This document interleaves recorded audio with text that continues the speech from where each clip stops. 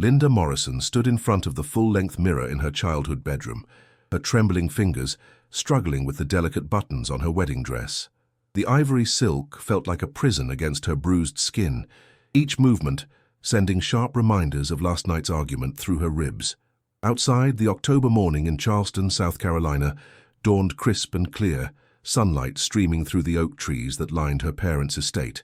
The weather mocked her internal turmoil. Everything looked perfect, just as William demanded it should be.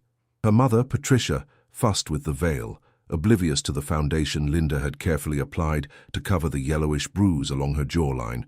"You look absolutely radiant, sweetheart," Patricia cooed, her voice thick with emotion. "William is such a lucky man. And his family, the Hartfords, can you imagine? My daughter, married into one of Charleston's oldest families." Linda forced a smile, the practiced expression she'd perfected over the past 18 months of their relationship. William Hartford III came from old money, the kind that built hospitals and had university buildings named after them. His great-grandfather had owned half the textile mills in the Carolinas. His father sat on the boards of 3 Fortune 500 companies. William himself was a rising star at his family's investment firm, handsome and charming in public, with a smile that could disarm anyone. In private, he was something else entirely. "Mum, could you give me a minute?" Linda asked softly. "I just need to collect myself." Patricia kissed her daughter's forehead and swept out of the room, eager to check on the caterers. The moment the door clicked shut, Linda sank onto the edge of her bed, careful not to wrinkle the dress. Her hands shook as she pulled out her phone, scrolling to the only text message she'd received that morning. It was from her father, James Morrison. "Running late, Princess. Flight delayed in Denver. Moving heaven and earth to get there. Hold on." Her father. The one person William had never met.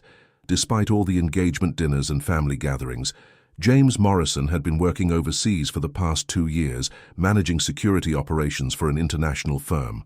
He'd built a career in military contracting after 25 years as an Army Ranger, the kind of man who could read danger in a handshake and threat in a smile. Linda had kept him away deliberately, knowing that her father would see through William's facade in seconds. She told herself it was because of his work schedule, the time difference, the complicated logistics, but the truth sat heavy in her chest. She was terrified of what her father would do if he knew. William had been careful to keep his violence private, but James Morrison hadn't raised his daughter to be a victim.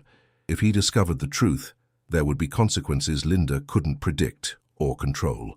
A sharp knock interrupted her thoughts. "Linda?" William's voice carried through the door, smooth and cultured. "May I come in? I know it's bad luck, but I need to speak with you." She stiffened, every muscle tensing. "The door's locked, William. We should wait until the ceremony." "Open it. Now." The edge in his voice was subtle, the kind only she would catch. A warning. Her fingers moved automatically, years of conditioning overriding her hesitation. She unlocked the door and stepped back as William entered, looking devastatingly handsome in his tailored tuxedo. His sandy hair was perfectly styled, his blue eyes bright with excitement. To anyone else, he would have looked like an eager groom stealing a moment with his bride. He closed the door behind him and turned the lock with a decisive click. "You look beautiful," he said, approaching her with deliberate slowness. His hand reached out to cup her chin, tilting her face toward the light. His thumb pressed against the bruise he'd left, and Linda winced. "The makeup covers it well, good girl. William, someone might come." "Then you'd better listen carefully." His voice remained pleasant, conversational even, but his grip tightened. "I heard your father's flight got delayed. What a shame. I was looking forward to finally meeting the famous James Morrison." Linda's heart hammered against her ribs. "He's trying to get here. He'll make it." "Will he?" William's smile didn't reach his eyes. "Because I'm thinking maybe it's better this way. Cleaner. Your mother walks you down the aisle, we say our vows, and by the time Daddy arrives, you're already Mrs. Hartford. Done deal. He's my father, William. He deserves to be here." His hand moved from her chin to her throat, not squeezing, just resting there, a reminder of his power. "What your father deserves is irrelevant. What matters is that after today, you belong to me legally. No more of this independence nonsense. No more little rebellions." His fingers flexed slightly. "Last night was a preview, Linda. You embarrassed me in front of my colleagues by contradicting me about the wine selection. Imagine what happens when you're actually my wife and you step out of line." Tears pricked at her eyes, but she blinked them back. Crying only made him angrier. "I'm sorry. It won't happen again." "No, it won't." He released her and smoothed down his jacket, his charming smile returning as if they'd been discussing flower arrangements. "Because you're going to be perfect today. Radiant bride, grateful for landing a Hartford. You'll smile, you'll say your vows, and you'll make my family proud." "Understood, understood," she whispered. "Excellent." He checked his watch, a vintage Patek Philippe that cost more than most people's cars. "Ceremony starts in 90 minutes. Don't be late." He unlocked the door and paused, looking back at her with false tenderness. "I do love you, you know. You just need to learn your place." Then he was gone, leaving Linda alone with her reflection and her terror. She stared at herself in the mirror, barely recognizing the woman in the wedding dress. How had she gotten here? Linda Morrison had graduated summa cum laude from the University of South Carolina with a degree in social work. She'd planned to advocate for domestic violence victims, to help women escape exactly the kind of situation she now found herself trapped in. The irony was devastating. William had been different at first, attentive, generous, respectful. He'd swept her off her feet with expensive dinners and weekend trips, introduced her to a world of privilege she'd never experienced. Her mother had been thrilled.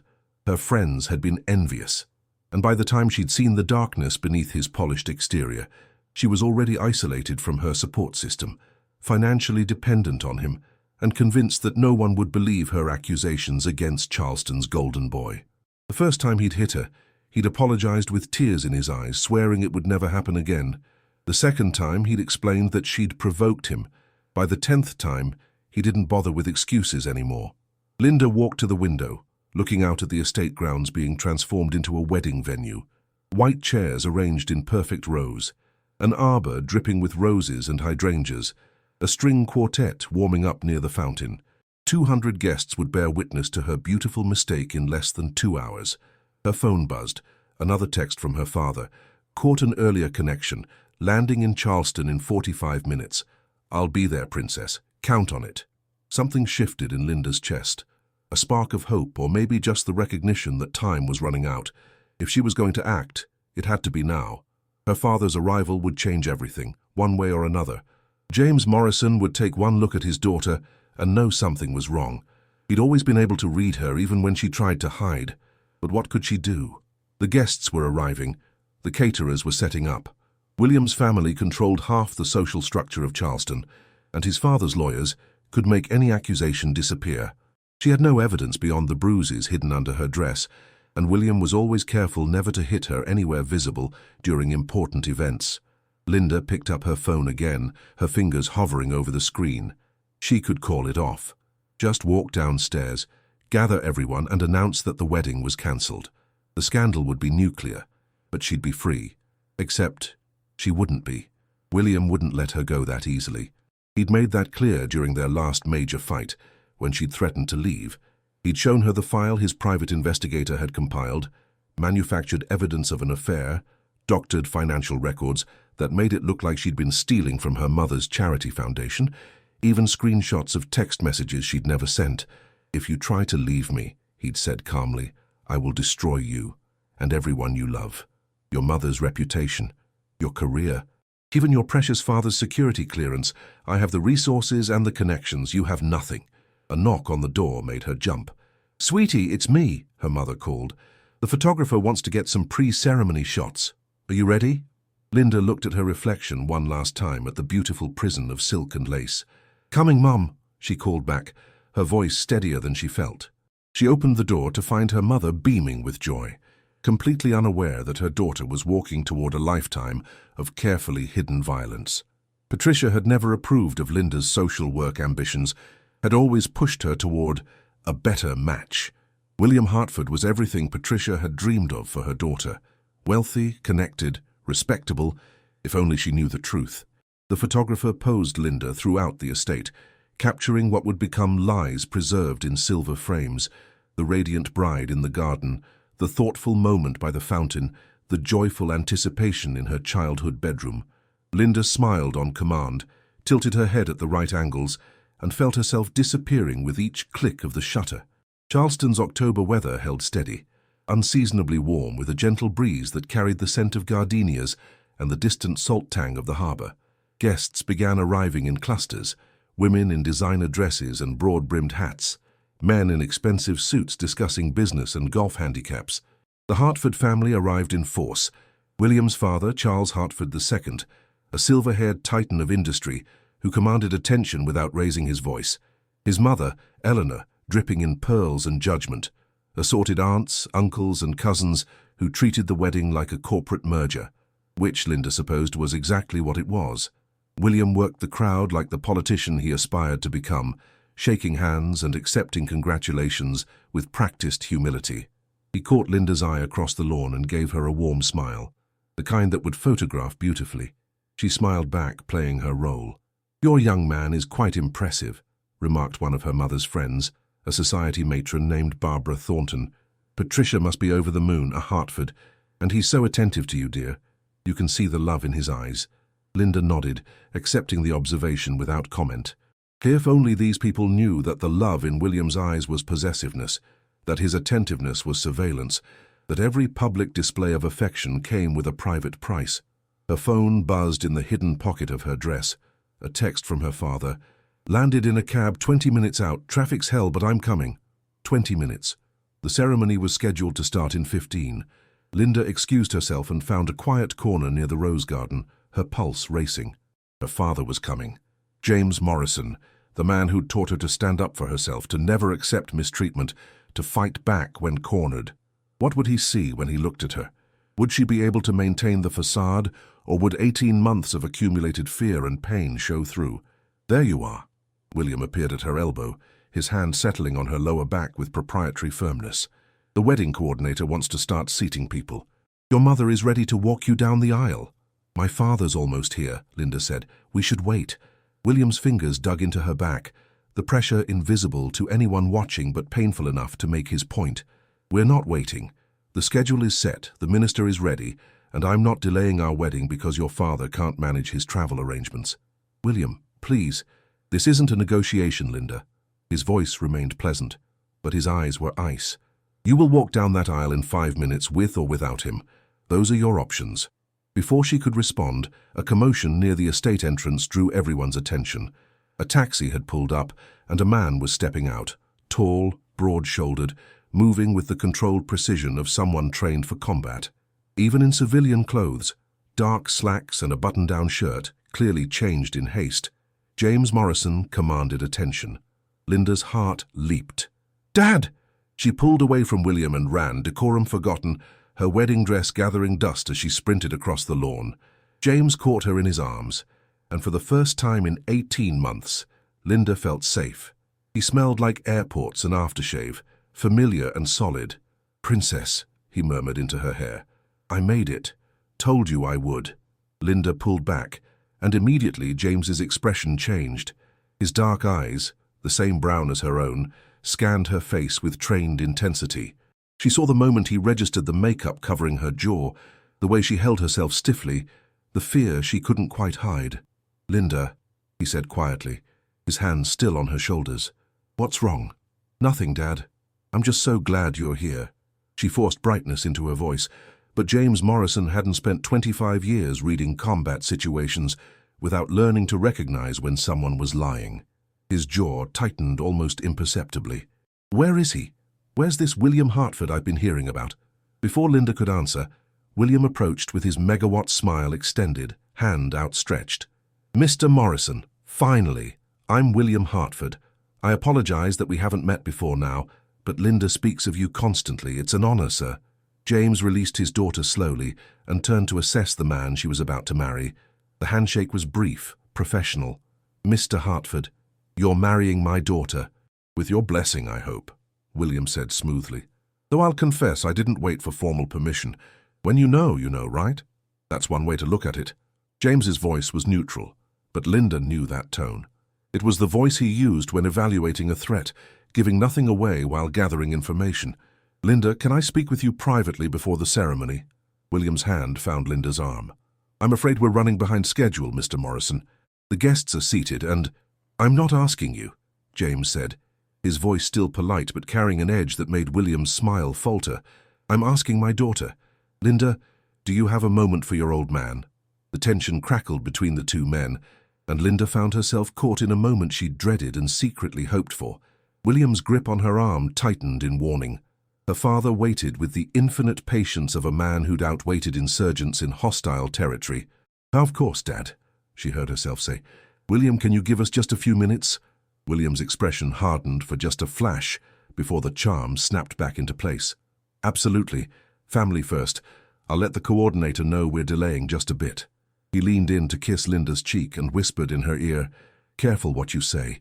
Remember what I told you." Then he walked away, leaving Linda alone with her father under the oak trees. James waited until William was out of earshot before speaking. "How long has he been hitting you?" The question hit like a physical blow. Linda's careful composure crumbled. "Dad, don't lie to me, Princess. I can see it. The makeup on your jaw, the way you move like your ribs hurt, the fear in your eyes when he touches you." James's voice was gentle but implacable. "How long?" Tears spilled down Linda's cheeks, ruining her carefully applied makeup. "About a year. It started small, just grabbing too hard, pushing. Then it got worse." James's hands clenched into fists at his sides, but his voice remained calm. "And you didn't tell me. You were overseas, and I was ashamed. I knew what you'd do, what you'd think. I'm supposed to help people in these situations, and I couldn't even help myself." The words tumbled out in a rush. "He has evidence against me, Dad. Manufactured, but his lawyers could make it stick. He threatened you, Mom, everyone." I felt trapped. "You are never trapped." James cupped her face in his hands, careful of her bruises. "Do you understand me? You are never so trapped that you can't come home. We don't negotiate with terrorists, and we sure as hell don't marry them. The wedding, everyone's here, his family. Mom would be devastated. Your mother would be more devastated at your funeral when he finally goes too far," James said bluntly. "And men like William Hartford, they always go too far. It's just a matter of time." Linda knew he was right. She'd seen the pattern in her textbooks, in her advocacy training. Escalation was inevitable. William had already started talking about children, about how a wife who didn't obey would need to be corrected for the good of the family. She'd caught him researching isolated properties in rural South Carolina, places where neighbors were miles away and screams went unheard. "I don't know how to get out," she whispered. "That's easy. You walk away. Right now, I'll handle the rest." His threats are only effective if you're afraid of them.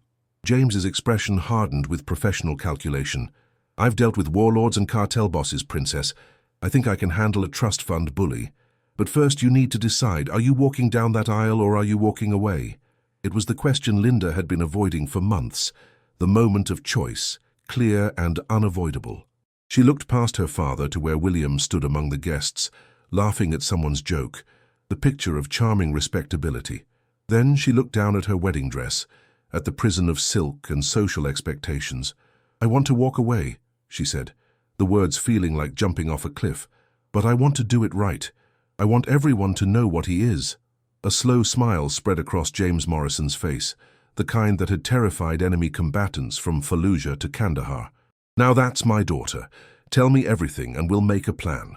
For the next 10 minutes, Linda detailed 18 months of abuse, the escalating violence, the control, the threats, the isolation. James listened without interruption, his expression growing darker with each revelation. When she finished, he was quiet for a long moment. "Okay," he finally said. "Here's what we're going to do. You're going to go through with the ceremony." Linda's eyes widened in shock. "What, Dad? No, hear me out.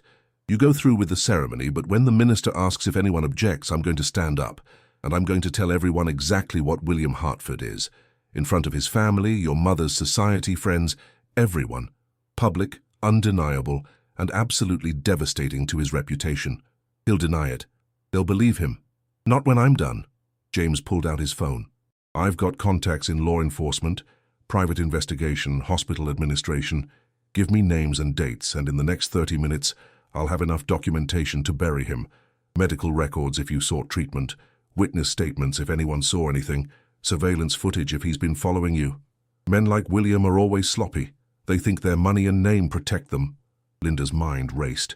She had gone to the emergency room once, claiming she'd fallen downstairs. The nurse had given her a long, knowing look and a card for a domestic violence hotline. There was an ER visit, 6 months ago, And my friend Carla saw bruises once. I told her I'd been in a car accident, but she didn't believe me. Perfect. Give me the details. While Linda relayed information, James fired off text messages to contacts across multiple time zones. Within minutes, responses started flowing back. A former army buddy, now with Charleston PD, confirmed he could pull the ER report.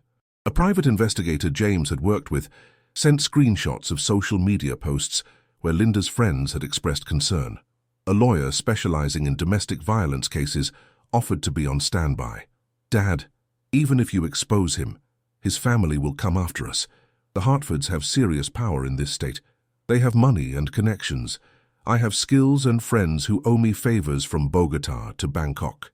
James's smile was predatory. Plus, rich families hate scandals more than anything. Once the truth is public, they'll cut William loose to protect the family name, trust me. A wedding coordinator approached hesitantly. Excuse me, but we really need to start the ceremony. Guests are getting restless. James nodded pleasantly. Just a few more minutes. Father-daughter moment, you understand?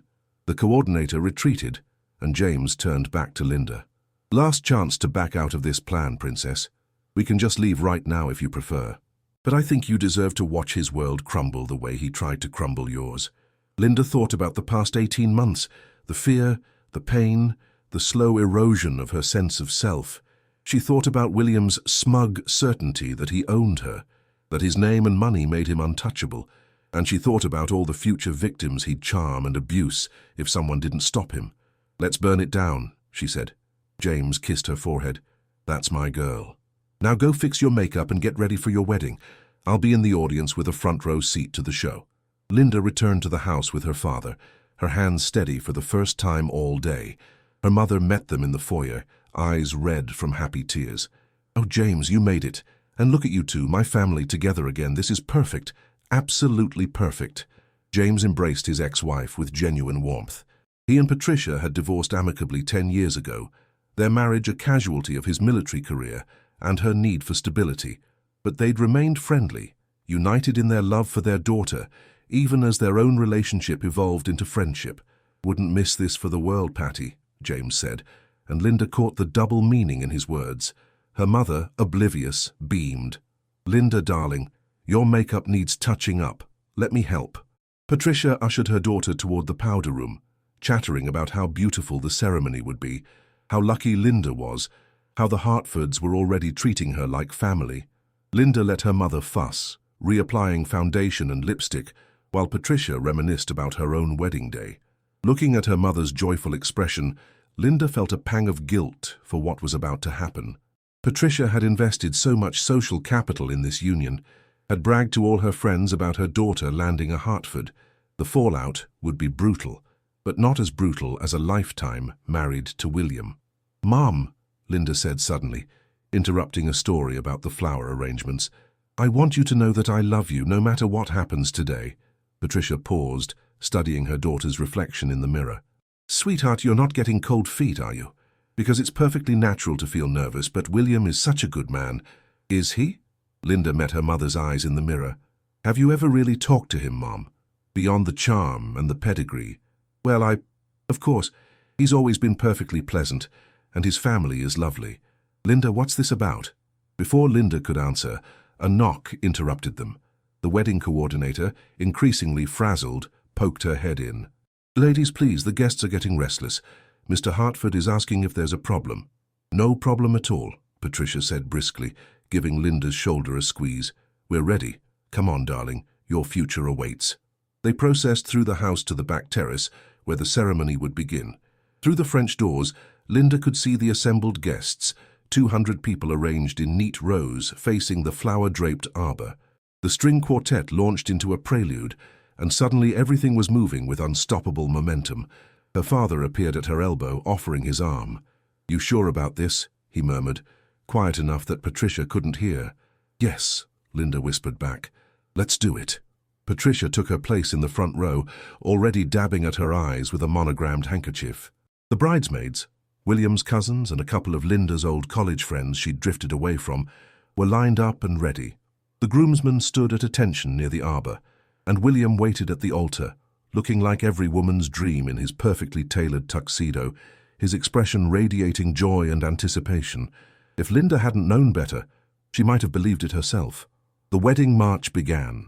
James squeezed his daughter's arm, and they stepped through the French doors into the October sunlight. The walk down the aisle felt eternal and instantaneous at once. Linda was acutely aware of every detail.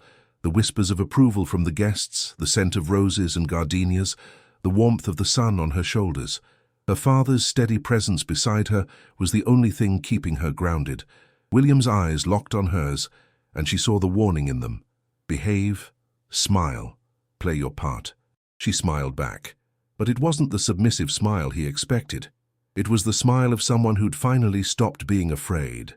They reached the arbor, and the minister, an elderly Episcopal priest who'd baptized 3 generations of Hartfords, smiled benevolently. Who gives this woman to be married to this man? This was the moment when James was supposed to say, "Her mother and I do," and step aside. Instead, he held his position for a long beat, studying William with unconcealed assessment. The pause stretched uncomfortably. "Dad?" Linda prompted, playing her part. James finally stepped back, but not before leaning close to William and saying, just loud enough for the front rows to hear, "You break her heart, I break you. We clear?" Nervous laughter rippled through the crowd. William's smile tightened, but he maintained his composure. "Crystal clear, sir." James took his seat in the front row, directly across from Patricia, and the ceremony began. The priest launched into the traditional opening, his voice carrying across the assembled crowd. "Dearly beloved, we are gathered here today to join William Charles Hartford III and Linda Marie Morrison in holy matrimony." Linda barely heard the words. Her attention was split between William, who kept shooting her warning glances, and her father, who sat with the coiled stillness of a predator waiting to strike. She could see his phone in his hand, messages still coming in, building the case, gathering ammunition. "Marriage is not to be entered into lightly," the priest continued, "but reverently, deliberately, and in accordance with the purposes for which it was instituted by God." Linda's mind flashed to the purposes William had for their marriage: control, possession, a respectable facade hiding private cruelty. She thought about the future she'd narrowly avoided, the years of escalating violence, the children he'd want her to bear and raise in a household built on fear. No, that future ended today. The priest moved through the liturgy, and then came the readings. William's cousin read from Corinthians about love being patient and kind.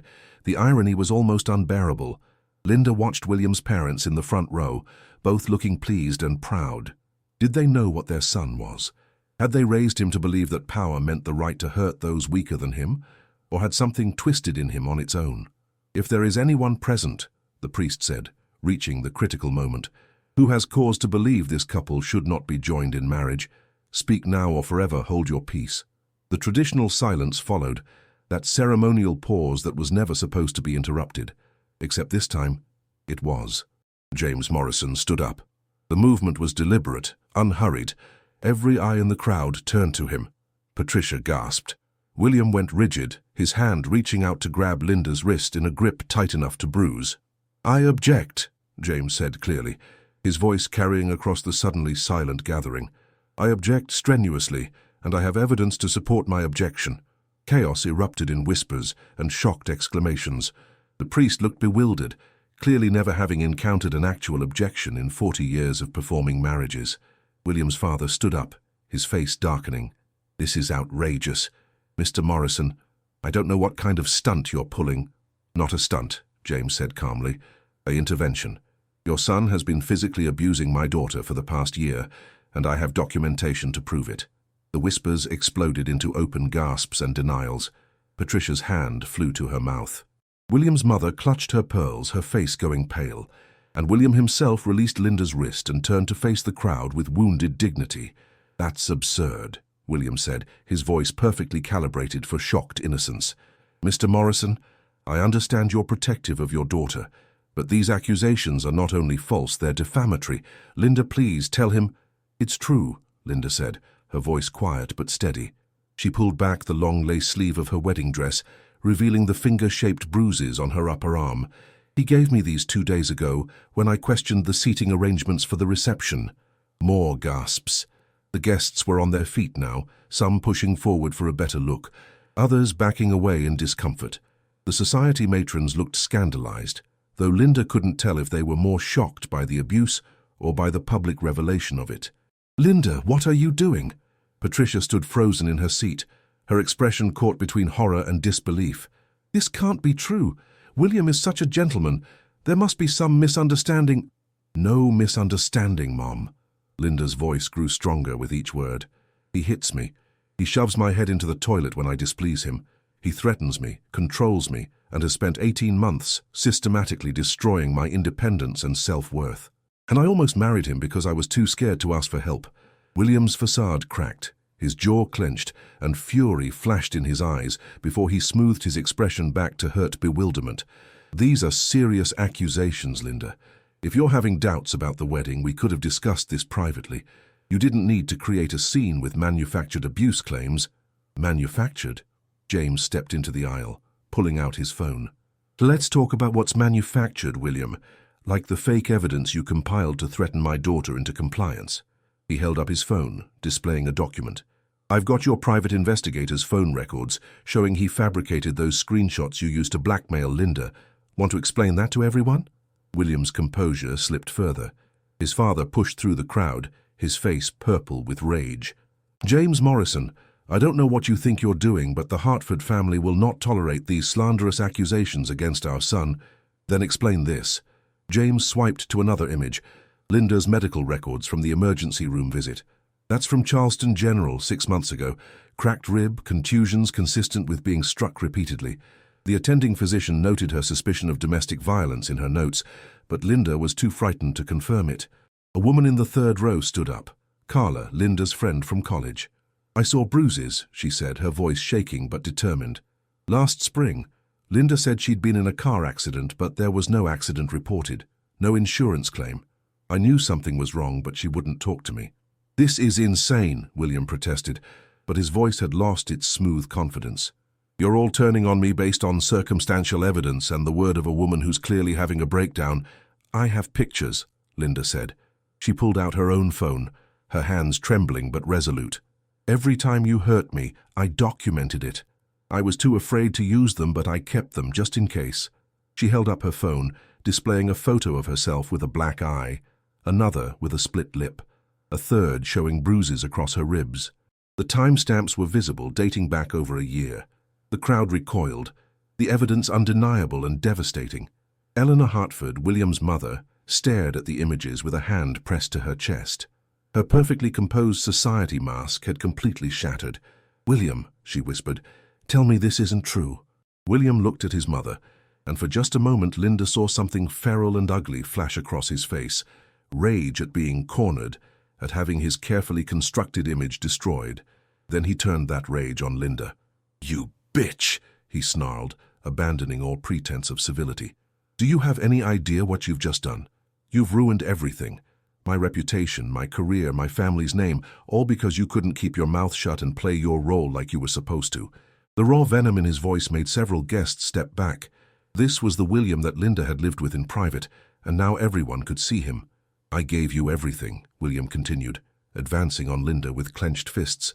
"I could have married anyone, but I chose you.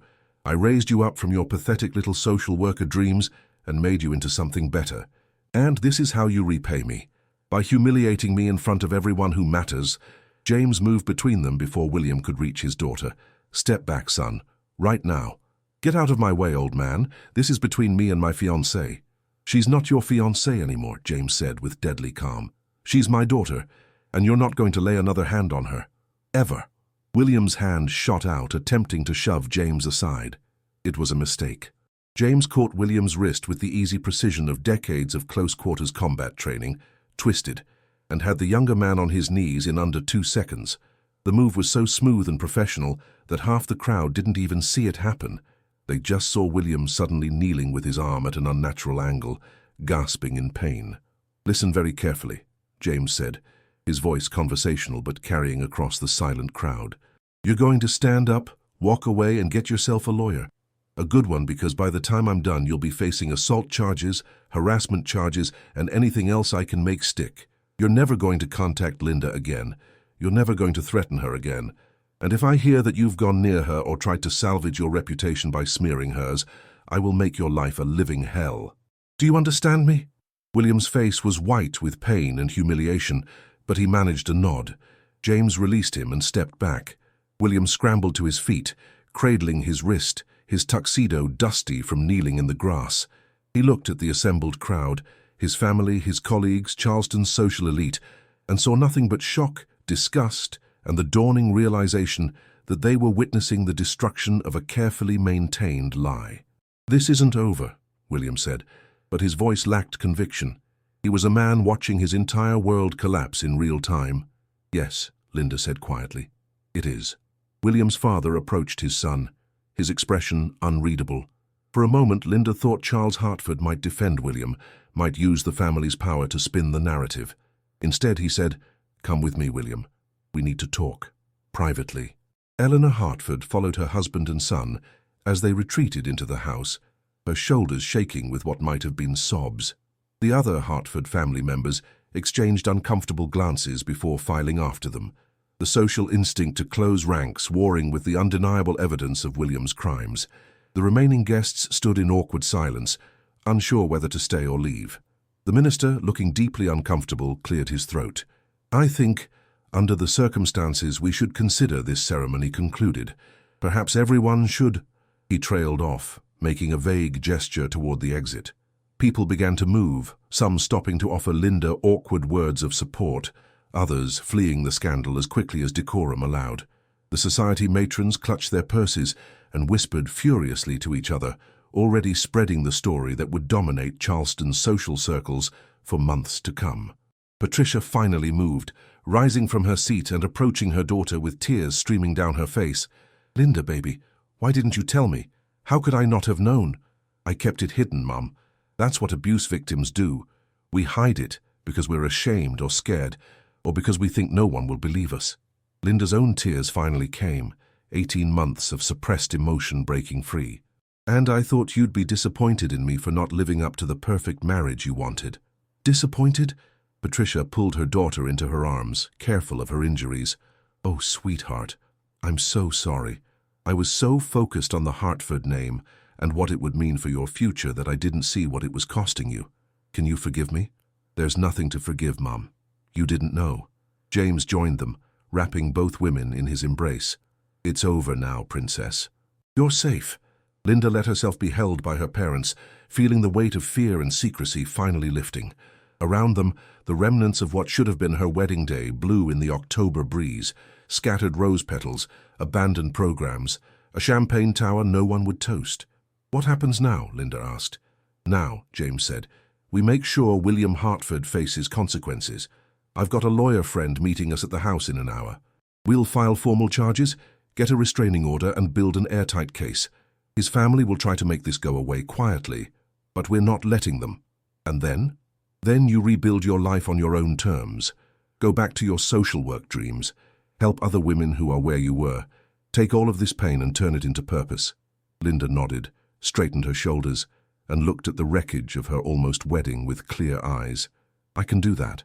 One of her college friends, Melissa, who Linda had barely spoken to in over a year, approached hesitantly. "Linda, I just wanted to say, I'm so glad you got out, and I'm sorry I didn't push harder when I suspected something was wrong. I should have been a better friend." "You're here now," Linda said. "That's what matters." More friends approached.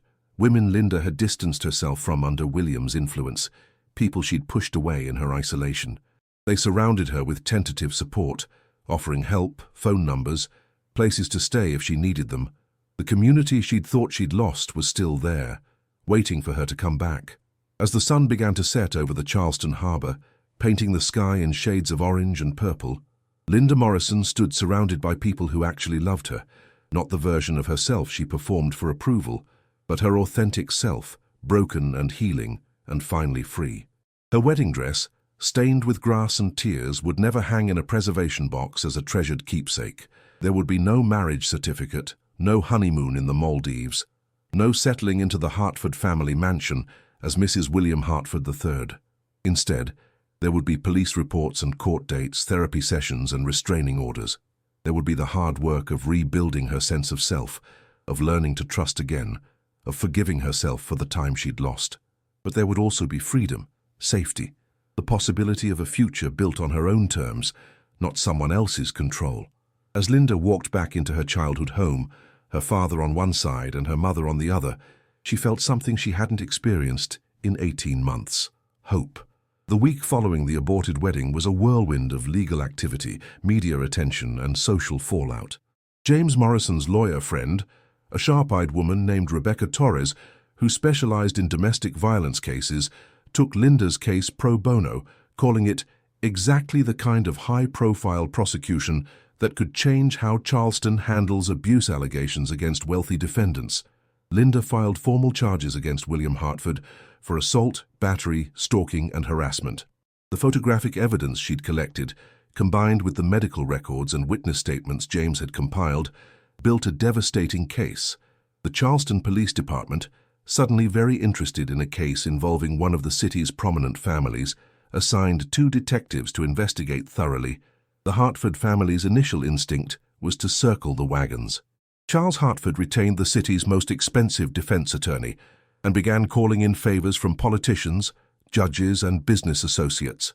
But the evidence was too solid, and more importantly, the story had already gone public. A guest at the wedding had recorded James's objection and William's subsequent meltdown on her phone. The video went viral within hours, racking up millions of views under headlines like "Groom's True Colors Revealed at Altar" and "Army Ranger Father Stops Daughter's Wedding to Abuser." The court of public opinion moved swiftly and decisively against William Hartford, and no amount of family money could scrub the internet clean. Linda sat in Rebecca Torres's downtown Charleston office 5 days after the wedding, giving her formal deposition. The room was utilitarian: plain walls, a conference table, recording equipment to capture every word. James sat beside her, his presence a steady anchor. "Walk me through the first incident of physical violence," Rebecca prompted, her pen poised over her legal pad. Linda took a breath and began. "It was about a year ago. We'd been dating for 6 months, and he'd asked me to move into his condo. We were arguing about my job. I was working at a women's shelter, and he wanted me to quit, said it wasn't appropriate for someone in his social circle. I told him I loved my work and wasn't giving it up." How did he respond? "He grabbed my shoulders and shook me, hard enough that I bit my tongue and tasted blood. Then he shoved me against the wall and told me that when he gave me an instruction, I was expected to follow it." Linda's voice remained steady, clinical almost. She'd told this story multiple times now, to the police, to the prosecutor, to the therapist Rebecca had recommended. Each telling was slightly easier, the shame slowly being replaced by righteous anger. "Did you report it?" "No. He apologized afterward, cried, said he'd been under stress at work. I believed him, or wanted to believe him." Linda glanced at her father, who sat with clenched fists, but said nothing. "I thought it was an isolated incident, but it wasn't. No."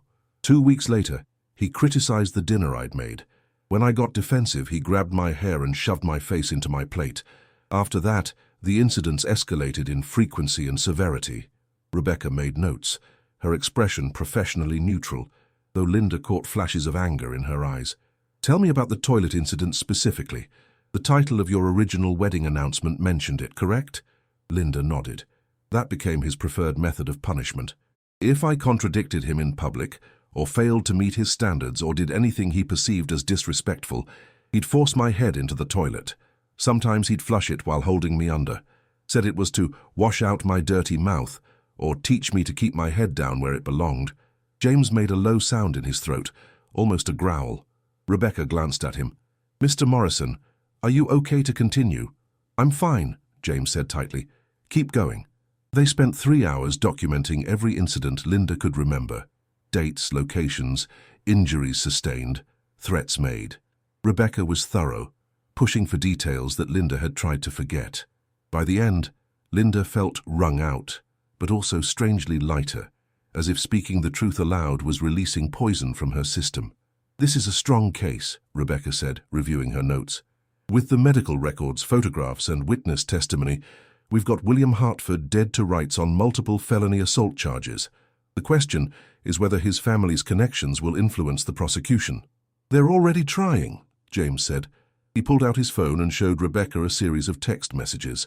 I've been contacted by 3 different intermediaries in the past 2 days, all offering Linda money to drop the charges. The amounts started at 50,000 and are now up to $500,000. Rebecca's eyebrows rose. That's blatant witness tampering. Are you documenting all of this? Every conversation, every message. I've been in enough legal situations to know how to protect evidence. Good. We'll turn it over to the prosecutor. It actually strengthens our case, shows consciousness of guilt. Rebecca turned to Linda. Have they contacted you directly? William's mother called yesterday, Linda said. She was crying, begging me to reconsider. Said William has problems but that he's seeking help, and that destroying his future won't help anyone. She offered to pay for my therapy and education if I'd just let this go quietly. What did you tell her? That her son's future was destroyed the first time he put his hands on me in anger, and that I'm not responsible for the consequences of his choices. Then I hung up and blocked her number. Rebecca smiled approvingly. Perfect answer. I want you to route any future contact attempts through me. Don't engage with any Hartford family members or their representatives directly. Over the next 2 weeks, the case built momentum. The Charleston prosecutor, an ambitious woman named Angela Chen, who saw the political value in holding a powerful family accountable, filed formal charges. William was arraigned on 3 counts of felony assault, 2 counts of battery, 1 count of stalking, and 1 count of witness tampering based on the fabricated evidence he'd compiled against Linda. He pled not guilty, naturally. His attorney, a silver-haired legal shark named Martin Pembroke, gave a press conference painting William as the victim of a troubled woman's false accusations, driven by cold feet and family pressure. The statement was carefully crafted to avoid outright defamation while implying Linda was unstable. Rebecca and Angela Chen held their own press conference the next day, presenting selected evidence, including the medical records and William's private investigators' billing records that showed payment for evidence fabrication. The counter-narrative was devastating. Public opinion, already leaning heavily against William after the viral video, turned into a tidal wave of condemnation. Domestic violence advocacy groups rallied around Linda's case, holding vigils outside the courthouse and pressure campaigns targeting the Hartford family businesses. The company Charles Hartford chaired saw protests at their headquarters. Eleanor Hartford resigned from the boards of 3 charities under pressure from other members. Linda watched this unfold from a carefully maintained distance. She'd moved back in with her mother temporarily, spending her days in therapy sessions and meetings with Rebecca, her nights reconnecting with friends she'd drifted from. The social work program she'd abandoned when William demanded it welcomed her back, and she threw herself into her studies with renewed purpose. "How are you holding up?" her father asked one evening. They were sitting on Patricia's back porch, the same space where Linda's wedding should have concluded, with champagne toasts and dancing.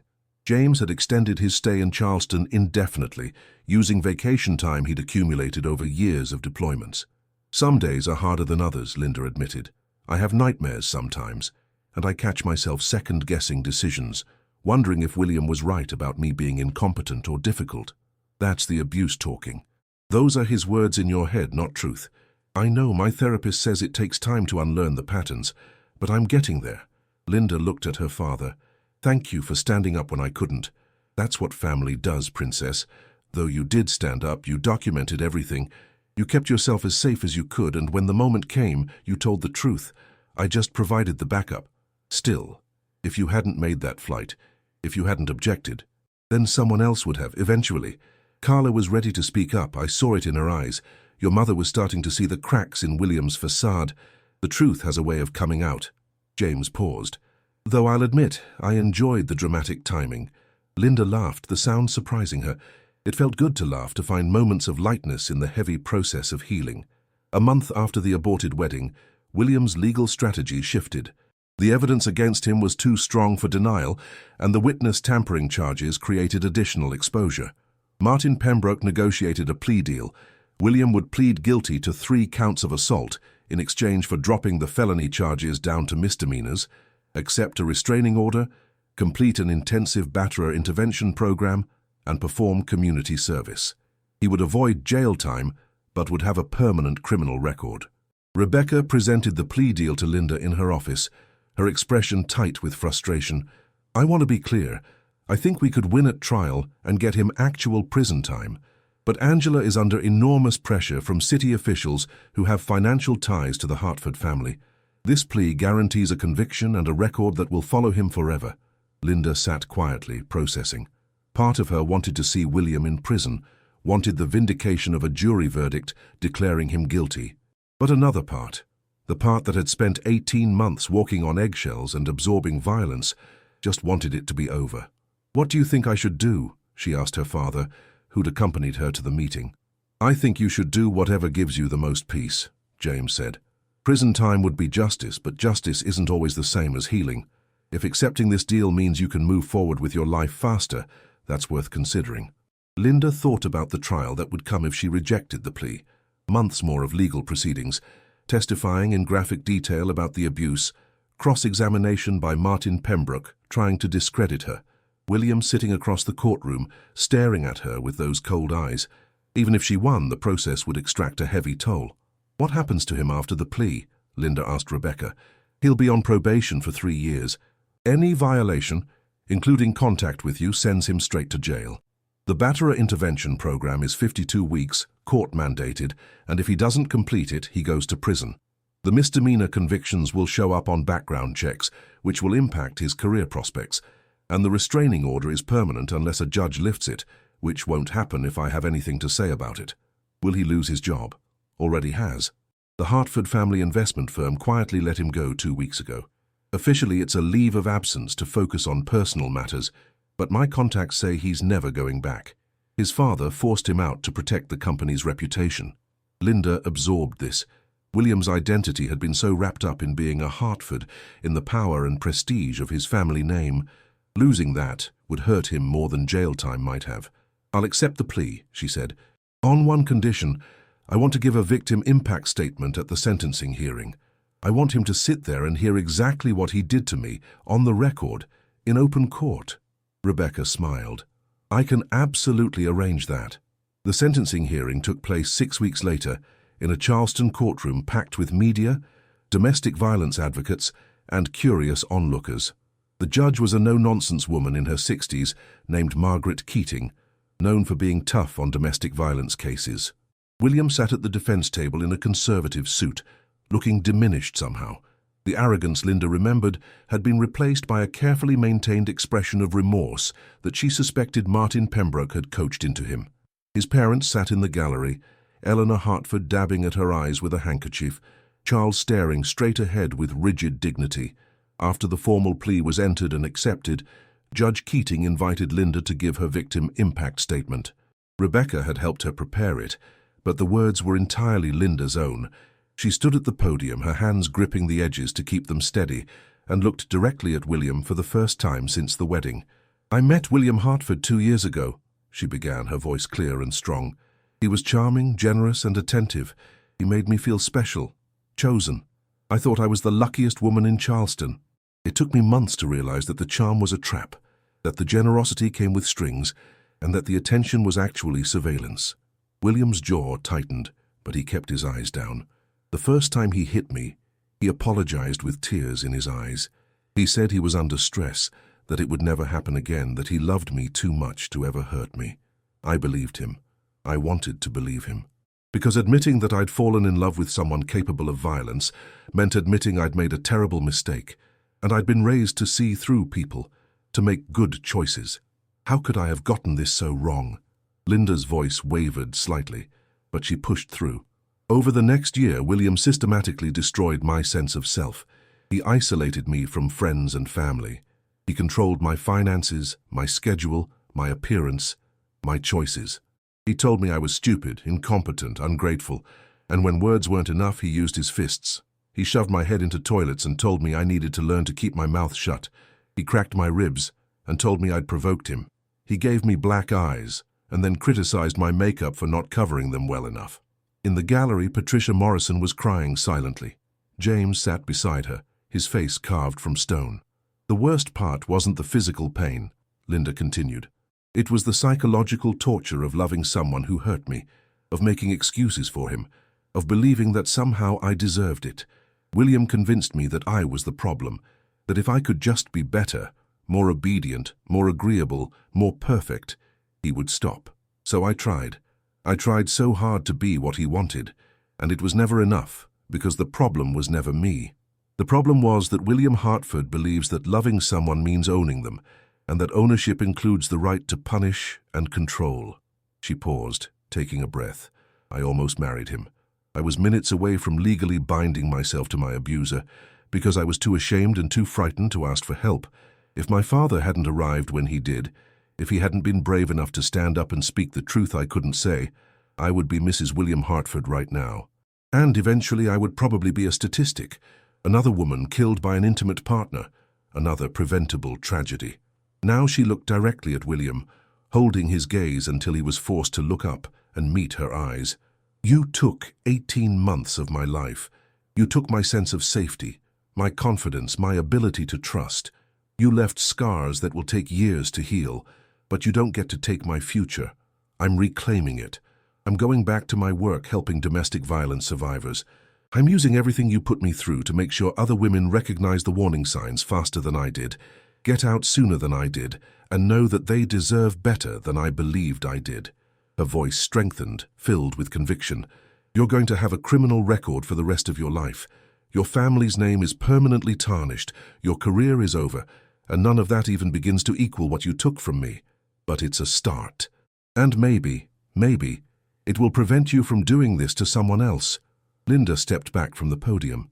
The courtroom was silent except for muffled crying from several people in the gallery. Judge Keating looked at William with open contempt. Mr. Hartford, do you have anything to say before I impose sentence? William stood, and for a moment, Linda thought he might actually apologize, might show genuine remorse. Instead, he said in a carefully controlled voice, I acknowledge that my actions caused harm and I accept responsibility. I'm committed to the counseling and programs required by this plea agreement, and I hope to emerge a better person. It was a non-apology, a statement crafted to sound contrite without actually admitting fault or expressing regret. Judge Keating clearly saw through it. Mr. Hartford, she said coldly, in my 30 years on the bench, I've seen many domestic violence cases. Some defendants show genuine remorse and do the hard work of changing. Others simply learn to be more careful about getting caught. Your statement suggests you fall into the latter category. Let me be very clear. You are getting a lenient sentence because of a plea agreement I'm bound to honor, not because I think you deserve leniency. If you violate the terms of your probation in any way, if you contact Ms. Morrison, if you miss a single counseling session, if I hear even a whisper of you mistreating another woman, I will use every tool at my disposal to put you in prison for the maximum sentence the law allows. Do you understand? Yes, Your Honor, William said quietly.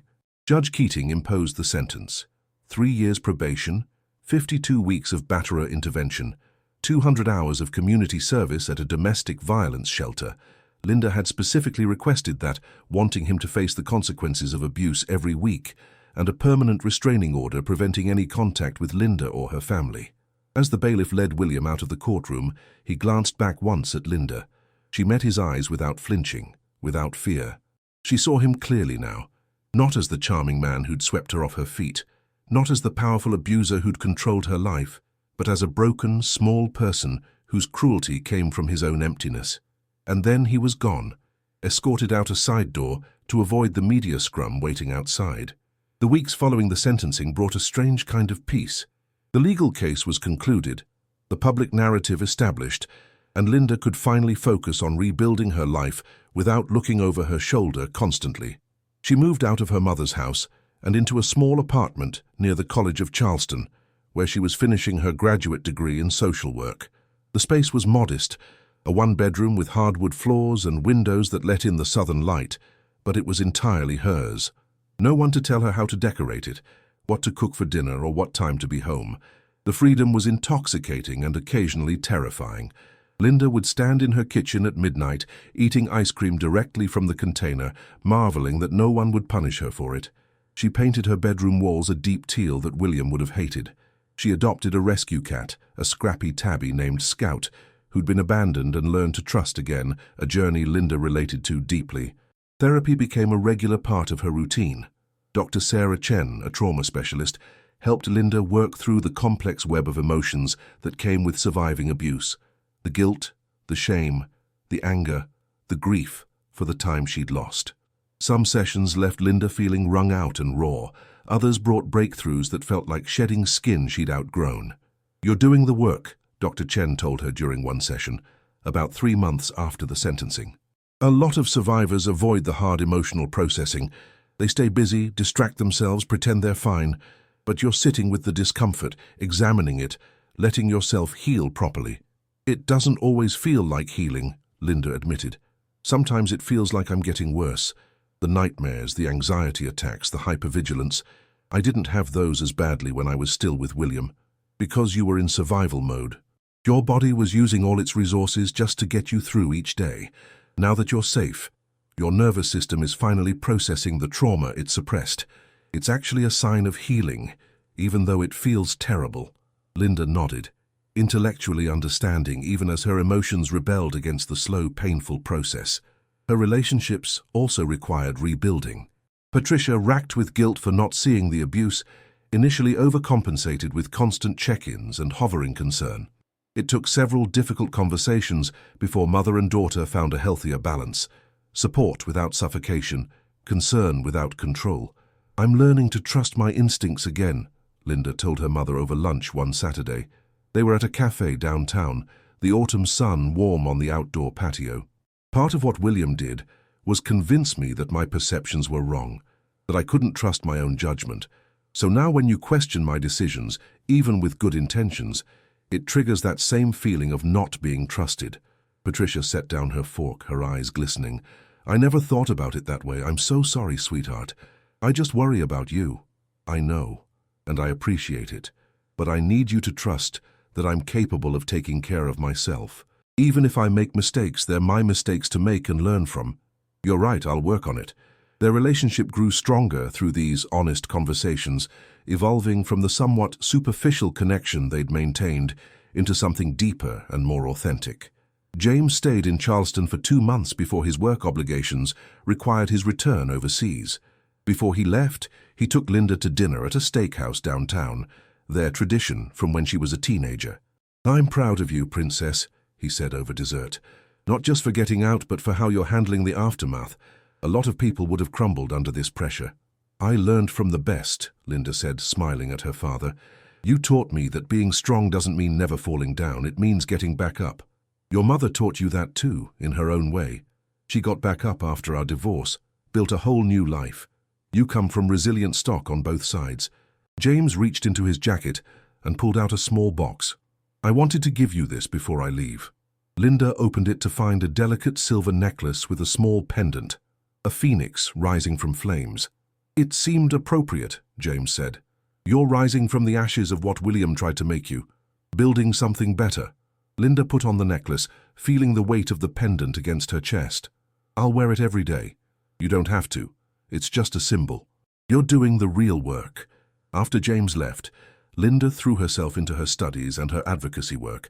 She started volunteering at the Charleston Area Domestic Violence Center, working the crisis hotline and helping other survivors navigate the legal and social services systems she'd just been through herself. The work was emotionally grueling, but deeply meaningful. Linda found that her own experience, painful as it had been, gave her a unique ability to connect with other survivors. She understood their shame, their fear, their ambivalence about leaving. She could speak their language because she'd lived in that same dark place. "You really think I can get out?" asked a caller one night, a woman named Jennifer whose husband had put her in the hospital twice. "I don't have anywhere to go, no money, and he says if I leave, he'll get custody of our kids." "I know it feels impossible," Linda said gently. "I felt that way too. But there are resources, Jennifer. Shelters that can keep you safe, lawyers who work pro bono, advocates who understand exactly what you're going through. You're not alone in this." "What if I'm not strong enough?" "You're calling this hotline at—" Linda checked the time. 2 in the morning. Probably while he's asleep. Probably terrified of getting caught. That takes enormous strength. You've already survived things that would break most people. You're stronger than you know. They talked for 40 minutes, Linda providing resources and validation, helping Jennifer develop a safety plan. By the end of the call, Jennifer hadn't committed to leaving, but she had information and a spark of hope. Sometimes that was all you could offer. Linda's supervisor, a veteran advocate named Denise, caught her after the call. You're a natural at this. Have you thought about making it your career focus after graduation? Every day, Linda admitted. This work feels like the only thing that makes sense of what happened to me. Like maybe I survived so I could help others survive too. Meaning from suffering. That's powerful medicine. Denise studied Linda thoughtfully. We'll have a full-time advocate position opening up in January. You should apply. As fall deepened into winter, Linda's life found a new rhythm. Classes during the day, studying in the evenings, volunteer shifts at the crisis center on weekends. She reconnected with old friends gradually, learning to socialize without the constant anxiety of William's disapproval. She went to movies she chose, ate at restaurants he would have criticized, wore clothes she liked, rather than outfits he approved. The nightmares gradually decreased in frequency. The hypervigilance, the constant scanning for threat, the jumping at loud noises, began to ease. Her therapist called it post-traumatic growth, the phenomenon where people who've survived trauma eventually develop new strengths and perspectives. I'm not glad it happened, Linda told Dr. Chen during one session. I don't subscribe to the idea that everything happens for a reason, or that abuse was some kind of lesson I needed to learn. William was wrong to hurt me, and nothing makes that okay. Absolutely, Dr. Chen agreed, but I am glad about who I'm becoming on the other side of it. Stronger, more authentic, more committed to helping others. If I can take the worst thing that ever happened to me and use it to prevent it from happening to someone else, that feels like winning.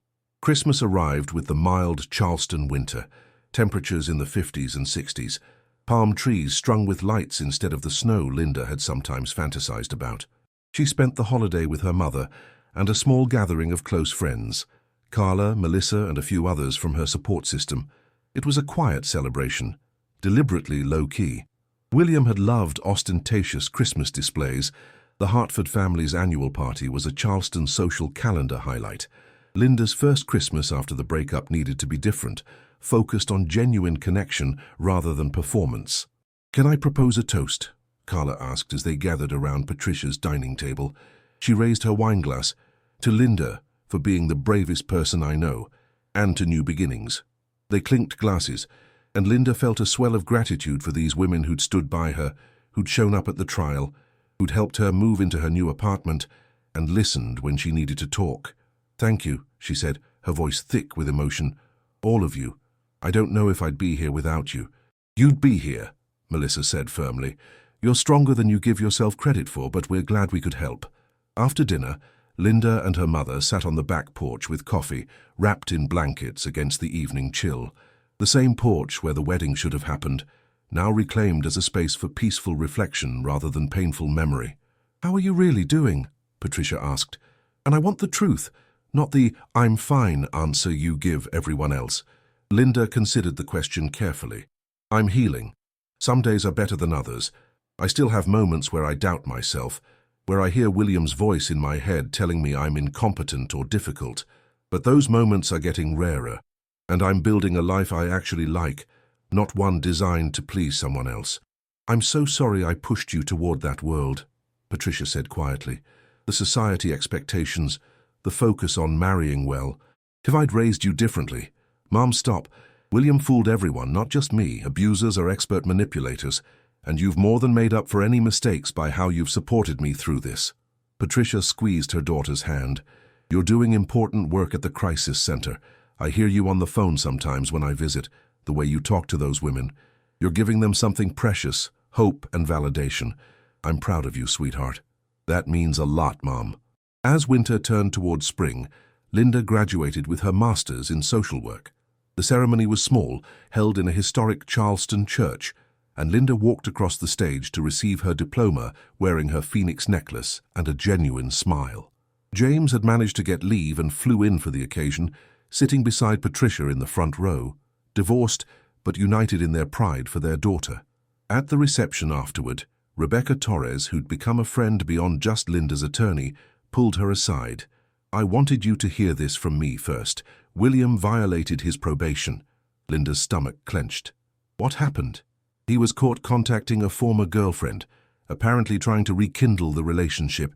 She reported it to police because he'd been controlling and verbally abusive with her too, and she'd been following your case in the media. When officers investigated, They found he'd also missed 3 batterer intervention sessions. Judge Keating revoked his probation this morning. He's going to serve 18 months in prison. Linda processed this information, trying to untangle her complicated feelings. Relief that he couldn't hurt anyone else for a while. Satisfaction that he'd faced consequences. Sadness that he apparently hadn't changed at all. "How do you feel about it?" Rebecca asked. "Vindicated, I guess. And grateful to that woman for reporting him. She might have saved herself years of what I went through." She cited your victim impact statement in her police report, said hearing you speak gave her the courage to act. "You're already making a difference, Linda." The job at the Charleston Area Domestic Violence Center became official in February. Linda started as a full-time victim advocate, working with survivors to develop safety plans, navigate the legal system, and access resources. The work was challenging. Long hours, emotional intensity, frequent exposure to trauma. But it was also deeply fulfilling in a way her previous career aspirations had never been. She developed a specialty in working with survivors from wealthy or prominent families, women who faced unique barriers to leaving, social pressure, financial control, partners with connections to law enforcement and the courts. Linda understood their world because she'd lived in it. "My husband is a surgeon," one client told her during an intake interview. "Everyone thinks he's a hero because he saves lives. How do I tell people that the man who repairs hearts comes home and breaks mine?" "You tell your truth," Linda said gently, "and let the cognitive dissonance be their problem, not yours.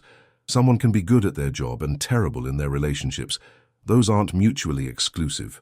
She helped the woman develop an exit plan, connected her with legal resources, and provided support through the messy process of leaving. 6 months later, that woman was rebuilding her life, free from abuse, her children safe. These were the victories Linda lived for. In April, Linda was invited to speak at a domestic violence awareness conference in Columbia, South Carolina. The topic was surviving high-profile abuse cases, and while Linda initially hesitated, her case had been public enough. She ultimately agreed, seeing it as an opportunity to reach more people. The conference room held about 200 people, advocates, survivors, law enforcement, legal professionals. Linda stood at the podium, her prepared remarks in front of her, and looked out at the audience. "My name is Linda Morrison," she began, "and 18 months ago I almost married my abuser in front of 200 witnesses who had no idea what was happening behind closed doors."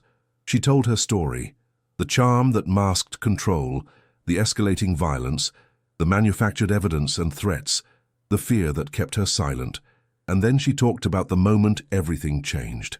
"My father stood up during my wedding ceremony and objected. It was dramatic, public, and absolutely devastating to my abuser's carefully constructed image. A lot of people have asked me if I wish he'd intervened more privately, if the public spectacle was necessary, and my answer is always the same. Yes, it was necessary. Because abusers thrive in secrecy. They count on shame and fear to keep their victims silent. My father brought the truth into the light, where it couldn't be hidden or explained away." Linda looked out at the sea of faces, many nodding in recognition. "But here's what I want you to understand. My father could only do that because I'd done the groundwork. I'd documented the abuse. I'd kept evidence. I'd told small truths to friends and medical professionals, even when I wasn't ready to leave. Those breadcrumbs of truth became the trail that led to my freedom. So if you're still in an abusive situation, know that every small act of resistance matters. Every photo you take of a bruise, every text message you save, every person you tell, it all matters." The audience erupted in applause. After her presentation, Linda was swarmed by people wanting to thank her, share their own stories, or ask for advice. She stayed for hours, talking to survivors and advocates, exchanging contact information and resources. A woman in her 50s approached near the end, tears streaming down her face. "My daughter is in a situation like yours was. Wealthy boyfriend, isolated from family. We suspect abuse, but she denies it. What do I do?" Linda took the woman's hands. "Keep showing up. Keep telling her you love her and that you'll help her whenever she's ready. Don't judge. Don't issue ultimatums. Just be a safe place for her to land when she finally decides to leave. And document everything you can from the outside concerning behaviors you observe, changes in her personality, anything that might be useful later. You can't force her to leave, but you can make sure she knows the door is always open." The woman nodded, hugging Linda tightly. Thank you. Thank you for giving me hope. Summer arrived with Charleston's oppressive heat and humidity, the kind that made the air feel thick enough to swim through. Linda had been at the crisis center for 6 months, establishing herself as a go-to resource for complex cases. Her caseload was full, her work recognized and valued. One afternoon in late June, Denise called Linda into her office. "I've got a situation that's delicate. Victim is a college student, boyfriend is from a prominent local family. She's terrified to come forward because she doesn't think anyone will believe her. I thought you might be the right person to talk to her." "Of course," Linda said immediately. "What's the family?" "Hartfords." Linda's blood ran cold. "As in, William's cousin, apparently. Kid named Bradley Hartford, junior at the College of Charleston. Girlfriend is a sophomore named Emma Chen. Campus security caught him shoving her against a wall during an argument. She initially said it was a misunderstanding, but the security guard didn't buy it and referred her to us." Linda took a slow breath, processing. The Hartford family hadn't changed. The violence apparently ran deeper than just William. "I'll talk to her," Linda said. "Where is she?" Emma Chen was a small woman with long black hair and frightened eyes, sitting in one of the center's intake rooms. She looked up when Linda entered, her expression wary. "Hi, Emma. I'm Linda. I'm an advocate here. You're not in any trouble, and you don't have to talk to me if you don't want to. But I'm here to listen if you'd like to tell me what's been happening." Emma was silent for a long moment, then, "You're that Linda, aren't you? The one who almost married William Hartford?" "Yes."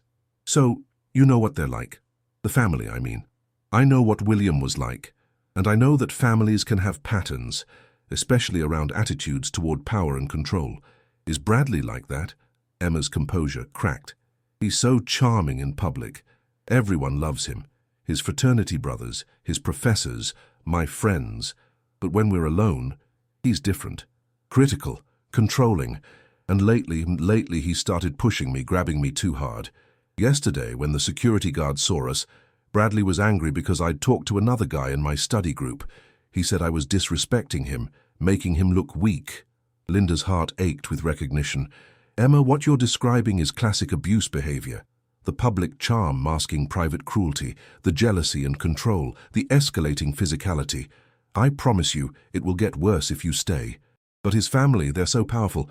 If I accuse him, they'll destroy me." "They might try," Linda acknowledged. "The Hartfords do have resources and connections, but they also have a recent, very public history of abuse being exposed and prosecuted. The family is sensitive about their reputation right now, and more importantly, you have rights. You have legal protections. And you have me, someone who's been exactly where you are and knows how to fight back." Emma looked up with something like hope in her eyes. "You'd help me. Every step of the way. If you want to file charges, I'll connect you with the prosecutor who handled William's case. She's got no love for the Hartford family. If you want a restraining order, I know the best attorneys. If you just want to get safe and not pursue legal action right now, I can help with that too. Whatever you need, you're not alone." Over the next 3 hours, Linda helped Emma document the abuse, develop a safety plan, and decide on next steps. Emma chose to file for a restraining order immediately and press charges for the assault the security guard had witnessed. Angela Chen, the prosecutor, was delighted to take another Hartford case. "It's becoming a pattern," Angela told Linda when they met to discuss Emma's case. "William, now Bradley. I'm starting to think there's something systemically wrong in that family. Generational trauma, toxic masculinity, unexamined privilege, take your pick," Linda said. "But whatever the cause, the pattern needs to be broken." Bradley Hartford's case moved through the system faster than William's had, partly because the evidence was clearer: security footage of the assault, multiple witnesses, and Emma's testimony. Bradley tried to claim it was a misunderstanding, that Emma was overreacting, but the security video was damning, and the prosecutor's office was motivated. He took a plea deal similar to William's: probation, batterer intervention, restraining order. Judge Keating, seeing another Hartford in her courtroom for domestic violence, delivered an even harsher lecture than she'd given William. "The Hartford family needs to take a long, hard look at itself," she said from the bench. "When multiple members of a family appear before me on abuse charges, that suggests a cultural problem that wealth and status can't fix. Mr. Bradley Hartford, you're going to complete every single requirement of this sentence, and if I see you in my courtroom again, you'll find me far less lenient." Emma, emboldened by the legal victory and Linda's support, wrote an op-ed for the College of Charleston newspaper about her experience. The piece went viral, sparking conversations about dating violence on campus and privilege protecting abusers. The Hartford family, already reeling from William's case, faced renewed scrutiny. Charles and Eleanor Hartford released a statement acknowledging concerning patterns in their family and committing to funding domestic violence prevention programs. Whether the gesture was genuine or damage control, it resulted in significant resources flowing to organizations like the Crisis Center, where Linda worked. "You're single-handedly reforming Charleston's most powerful family," Denise joked when the Hartford Foundation's donation check arrived. "Not single-handedly," Linda corrected. Emma was brave enough to come forward. Angela was willing to prosecute. Judge Keating held them accountable. "I'm just one part of a system that's finally working the way it should." But privately, Linda felt a deep satisfaction. She'd taken her worst experience and transformed it into meaningful change. Women were safer because she'd refused to stay silent. Abusers were facing consequences because she'd insisted on accountability. That fall, Linda was promoted to senior advocate and began training new staff members. She developed specialized protocols for working with survivors from wealthy families, drawing on her own experience to help others navigate the unique challenges they faced. She also started dating again, cautiously with clear boundaries and healthy skepticism. Her therapist had helped her identify the red flags she'd missed with William, and Linda was determined not to repeat those mistakes. The first few dates were awkward, Linda hyper-aware of every gesture and word, analyzing for signs of control or manipulation. "You're allowed to just enjoy yourself," Dr. Chen reminded her. "Not every man is William. Not every relationship is dangerous." Linda met Marcus at a community fundraiser for the Crisis Center. He was a high school teacher, kind and patient, with an easy laugh and genuine interest in her work. Their first date was coffee. Their second, a walk through Waterfront Park. Their third, dinner at a casual restaurant where they talked for hours. "I should tell you," Linda said over dessert, "I was in an abusive relationship. It ended badly and very publicly. If you Google me, you'll find news articles." Marcus nodded slowly. "I know, I Googled you after we met, not to pry, but because I wanted to understand what you do and why it matters to you. I'm sorry for what you went through, and I'm impressed by what you've built from it. It's part of who I am now. The work I do, the boundaries I need, the things that trigger me, they're all connected to that experience. If we keep seeing each other, you need to know that. I appreciate you telling me, and for what it's worth, I think you're remarkable, not because of what you survived, but because of how you're using it to help others." They kept seeing each other, slowly building something that felt different from what Linda had known with William. Marcus was patient with her boundaries, respected her need for independence, and celebrated her successes without trying to take credit. He met her father during James's next visit, passing whatever test James administered with apparent ease. "He's good for you," James observed after dinner with Marcus. "Stable, supportive, secure enough in himself that he doesn't need to control you. I approve." "I wasn't asking for permission," Linda said with a smile. "I know, but I'm giving it anyway." 2 years after the wedding that never happened, Linda stood in front of the Charleston City Council, advocating for increased funding for domestic violence prevention programs. She'd been invited to testify as an expert witness, her personal experience and professional credentials lending weight to her recommendations. Domestic violence costs South Carolina over $4 billion annually in medical expenses, legal fees, lost productivity, and law enforcement resources, Linda told the council members. But more importantly, it destroys lives. I know because it nearly destroyed mine. The programs you're considering funding, crisis hotlines, emergency shelters, legal advocacy, batterer intervention, these aren't just line items in a budget.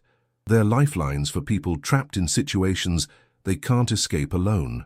She presented data, shared success stories, and outlined specific funding requests. The council listened attentively, several members taking notes. When she finished, the council president thanked her for her testimony and promised serious consideration of the proposals. 3 weeks later, the council approved a budget increase that more than doubled funding for domestic violence services in Charleston County. Linda and her colleagues at the Crisis Center celebrated with champagne and the satisfaction of knowing they'd be able to help more people. Linda's life had found a rhythm that felt sustainable and meaningful. Her work at the Crisis Center continued to challenge and fulfill her. Her relationship with Marcus deepened, built on mutual respect and honest communication. She maintained close relationships with her parents, both of whom had found their own peace. James still working overseas but visiting regularly. Patricia volunteering at the crisis center and finding purpose in advocacy. The nightmares had mostly stopped.